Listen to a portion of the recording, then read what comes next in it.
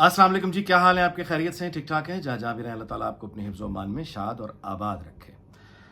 बात करते हैं जी, आज मुशाहिद हुसैन सैयद का एक मज़मून शाया हुआ है एक अंग्रेज़ी अखबार में, और मारियाना बाबर साहबा ने वो सुबह शेयर किया तो इसलिए मैंने भी पढ़ लिया। अब चूँकि मुशाहिद हुसैन जो हैं वो इस वक्त सेनेट में तो है नहीं, नून लीग की तरफ से तो कोई टिकट का मामला नहीं है, PTI की हासिल नहीं कर सके, तो आजकल सच बोल रहे हैं। तो ये जो मज़मून है ये भी उन्होंने बड़े अरसे के बाद एक पाकिस्तान की खारजा पॉलिसी पे बहुत पुरमगज़ तहरीर है, बहुत अच्छी तहरीर है। उस पर बात करते हैं क्योंकि उससे बहुत सी कहानियाँ जुड़ी हुई फिर आदमी को याद आती हैं। और दूसरी ये कि हम जो दूसरा सवाल पैदा होता है वो ये है कि हम बतौर कौम इस वक्त कहाँ खड़े हैं और आगे जाने के लिए तैयार हैं या नहीं हैं, इसका अंजाम क्या होगा। मुशाहिद हुसैन सैयद की पहले बात करें तो उस मज़मून में बुनियादी तौर पर उन्होंने जिस तरफ इशारा किया है वो ये है कि पाकिस्तान में जो हमसाए हैं हमारे, उनमें एक हमसाया जो है वो तो भारत है, दुश्मनी पाली हुई है। अफ़गानिस्तान में वो हमेशा ही एक ट्रबल है, अपनी पसंद की हुकूमत लेकर आए तालिबान, अब वहाँ पे भी प्रॉब्लम है, झड़पें हैं, जंगें हैं। ईरान के साथ भी हम लीपा पोती जितनी मर्जी कर लें, लेकिन ज़ाहिर है कि खुशी तो वहाँ पे भी है, सच उस तरह की अभी अटैक हुआ है, हमने भी किया।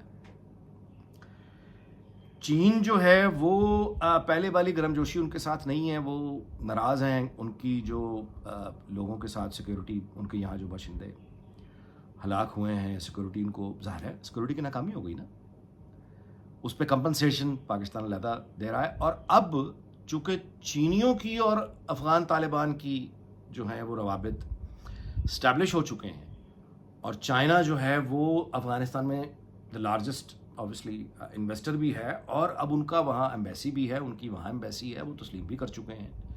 और वो अब आगे ज़ाहिर है को ये जो तस्लीम किया जाता है ये कुछ चाय या फ़ोटो सेशन के लिए नहीं होता, आगे प्रोजेक्ट्स होते हैं जिन पर काम करना होता है।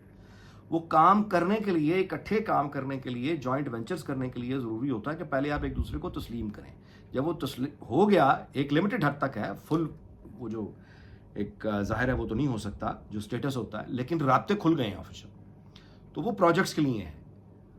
अब पाकिस्तान और अफ़गानिस्तान, अफ़गान तालिबान की जो पेचीदगियाँ ताल्लुकात की हैं, वो पाकिस्तान और चीन के ताल्लुकात के दरमियान भी पेचीदगी बन सकती है। ये उसमें उन्होंने इशारे करके तो बेसिकली सवाल ये उठाया है कि भारत से भी दुश्मनी, ईरान के साथ ये ताल्लुकात हैं, अफगानिस्तान के ताल्लुकात हैं, चीन के साथ ये ताल्लुकात हैं, चीन और अफगानिस्तान की दोस्ती हो गई है, तो उसमें अब बीच में दोनों को हमसे एक तरह का शिकवा है, हम खड़े कहाँ हैं।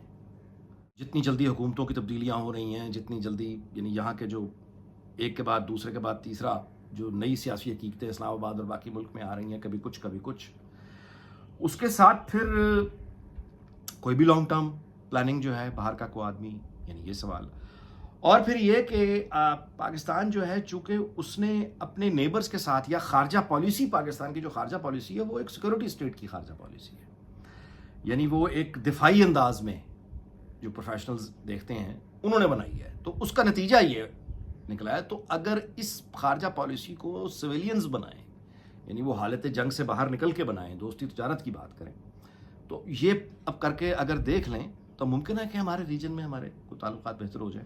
अब जाहिर है कि ये जितनी गुफ्तगू मैंने की, ये हर्फ ब हर्फ जो है ये तो वो मजमून नहीं है, मैंने बुनियादी नुकात बयान कर दिए, मुमकिन है कोई एक दो आगे पीछे हो गए हो, लेकिन मतलब है जो पूरे एक तस्वीर है वो मैंने आपसे बयान कर दी। अब आगे चलें तो ये है कि जब ये पढ़ा, मैंने देखा, तो मैंने पोस्ट भी किया कि यार 34 साल से तो मैं देख रहा हूँ, 1990 से नवाज शरीफ कह रहा है, लेकिन ये तो मैंने पोस्ट किया ना 2 साल, मुझे अभी ख्याल आया कि 2 साल पहले बाय द वे 1988 था।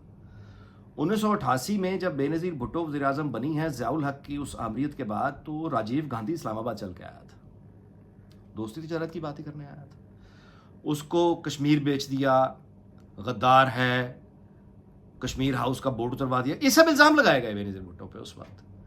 और ये लिखवाया गया प्रोपेगेंडा बहुत ज़्यादा कि राजीव गांधी ने जब बेनज़ीर को देखा कि हमारे दरमियान कोई तनाज़ा नहीं है, तो बेनज़ीर ने आंखें झुका ली और शर्मीली मुस्कुराहट के साथ आंखें झुका ली, चलो जी गद्दार हो गई, 18 महीने में फारिग। اس کے بعد نواز شریف آیا، پہلے دن سے وہ یہی بات کر رہا تھا کہ ٹریڈ، تجارت، خوشحالی، ہمسایوں سے اچھے تعلقات، امن، کشمیر کا مسئلہ حل کر لیں. نہیں ہو سکی بات، سزا بھگتنی پڑی اس سے. تو جو بڑی لیڈرشپ تھی، پھر وہی نواز شریف، پھر وہی واجپئی چل کے آیا، پھر وہی کارگل ہو گیا. پھر اس کے بعد پرویز مشرف کی آمریت رہی، اور اس آمریت بھی کیا تھی، خیر جو بھی دور رہا، اس دور میں پرویز مشرف نے وہی ساری کوششیں جو بے نظیر بھٹو یا نواز شریف بڑی عزت سے ہمیں لے کر دے رہے تھے، اور پرویز مشرف نے آگے اس کو دھکیل دیا کہ ہمیں نہیں چاہیے، ہم تو جنگ کریں گے. بعد میں پھر اس نے اپنی ہر کوشش کی کہ وہ بھارت سے تعلقات بہتر کر لے، نہیں ہوا. لفٹ نہیں. 20 جولائی وہ اپنے 20 جنوری 2004 کا ایک معاہدہ اسلام آباد ہوا تھا جب واجپئی اسلام آباد آیا تھا، لیکن کچھ نہیں ہوا. تو اب یعنی کہ وہ بات 34 سال سے جو نواز شریف کہہ رہا ہے، اس کا قصور کیا ہے؟ مطلب آدمی سوچ رہا ہے کہ بونوں کی دنیا میں اگر ایک آدمی نارمل ہائٹ کا بھی ہو نا، تو بونوں کے نزدیک وہ سب سے بڑا غدار ہوگا، کیونکہ وہ آدمی دیکھ رہا ہے آگے، بونوں کو نظر نہیں آ رہا. اسی طرح سے جو آدھی آنکھ والے ہوں گے، کانے، ان کانوں میں اگر 2 آنکھوں والا آ جائے گا تو وہ کانے مل کر اس 2 آنکھوں والے کو یا کانا بنا دیں گے یا نکال کے غدار باہر پھینک دیں گے، کیونکہ وہ جو باتیں کر رہا ہے دونوں آنکھوں کے ساتھ، وہ کانوں کو سمجھ نہیں آ سکتی.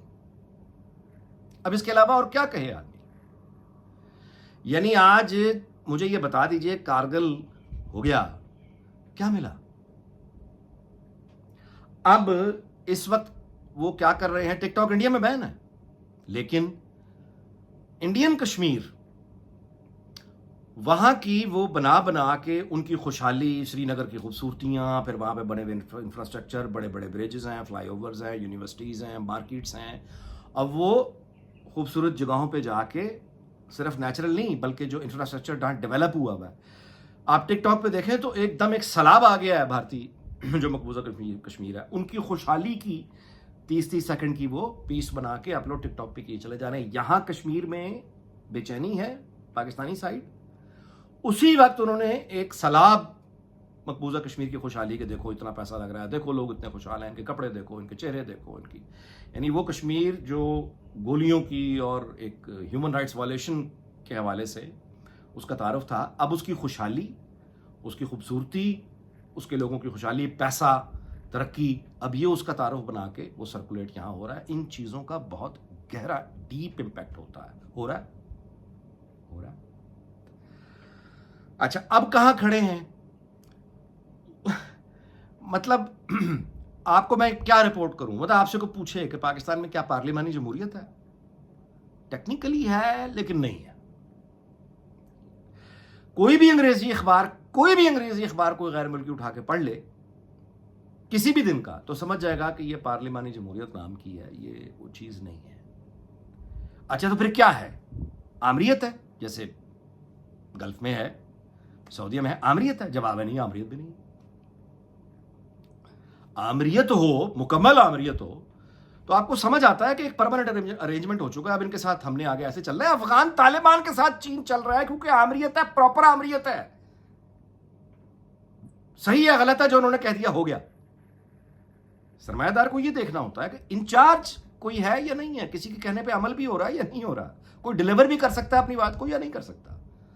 تو جو طالبان افغانستان میں گارنٹی کر رہے ہیں چین کو، ہم وہ بھی نہیں کر سکتے. کیوں نہیں کر سکتے؟ کیونکہ نہ آمریت ہے نہ جمہوریت ہے، نہ ادھر ہے نہ ادھر ہے. آمریت کے بھی صرف آمریت ایک ایسا نظام ہے جس کے بظاہر نقصان زیادہ ہے لیکن اس کے فائدے بھی بہت ہیں. اگر آمریت ٹھیک ہو تو کمال، یعنی اس کے فائدے بھی بہت ہیں. جمہوریت سلو پروسیس ہے لیکن گارنٹیڈ ہے کہ اس میں آپ کو خوشحالی مل جاتی ہے آخر کار. تو ہم نے جمہوریت کے بھی صرف نقصان اٹھائے، فائدہ کو نہیں اٹھا سکے کیونکہ وہ جمہوریت تھی ہی نہیں. آمریت کے بھی صرف نقصان اٹھائے، فائدہ کو نہیں اٹھا سکے کیونکہ آمریت مکمل کبھی تھی ہی نہیں. یہاں جمہوریت بھی جعلی، یہاں آمریت بھی جعلی. کون اب کہے گا؟ مجھے لوگ کہتے ہیں پاکستان میں جی بڑی آمریت ہے، دیکھیے جی یہ ہو رہا ہے. وہ آمریتیں ایسی ہوتی ہیں، کیا ہو گیا آپ کو؟ سعودیہ میں دیکھیں آمریت، ایم بی ایس سے آپ اتفاق کریں، آپ کو اچھا لگے آپ کو برا لگے، ہوگا وہی جو وہ چاہ رہا ہے. کیسے اس نے دنوں میں بدلا، پورے دہائیوں کی جمی جمائی روایتوں کو وہ پیچھے. یہ ہے آمریت. یعنی آمریت ہو تو پھر اس کا آمریت کے ساتھ بھی اگر مکمل کنٹرول ہو جاتا ہے معاملہ، یا پھر جمہوریت کے ساتھ ہوتا ہے. لیکن ادھر بھی نہیں ہونا ادھر بھی نہیں ہونا، اس کے ساتھ میری سمجھ سے باہر ہے کہ ہم کیا حاصل کیا اور آگے کیا کر پائیں گے. آج بھی آئین کی بالادستی ہونی چاہیے اور مکمل پارلیمانی جمہوریت کی طرف چل پڑنے چاہیے. سب کو آئین کی بالادستی کو مان لینا چاہیے آج بھی. لیکن ظاہر ہے کہ ایسا نہیں ہوگا. تو پھر کیا ہے؟ آئین اگر توڑنا تو پھر یعنی پھر اس کی جگہ تلوار آتی ہے، بندوق آتی ہے، پھر وہ کر لے پورا قبضہ. اور وہ بھی نہیں ہے. آمریت لا نہیں سکتے، جمہوریت کو چلنے نہیں دینا، یا جمہوریت لا نہیں سکتے، آمریت کو چلنے نہیں دینا. یعنی جب آمریت آتی ہے تو جمہوریت کے لیے جلوس، جب جمہوریت آتی ہے تو آمریت کے لیے کوشش ہے.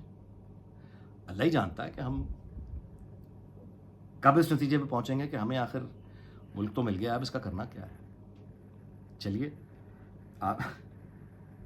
اس طالب علم کے عاجز کے نزدیک تو صرف وہی طریقہ ہے کہ آئین کی حکمرانی، آئین کی بالادستی. نسخہ ہمارے پاس پڑا ہوا ہے، ہمارے پاس ہے، صرف عمل کرنا ہے. چلیں جی، اس دعا کے ساتھ کہ اللہ تعالیٰ پاکستان، اس کے تمام ہمسایوں، دنیا بھر کو شاد اور آباد رکھے. آپ سے اجازت چاہتا ہوں، اگلے ویلاگ میں ملاقات ہوگی. اللہ حافظ.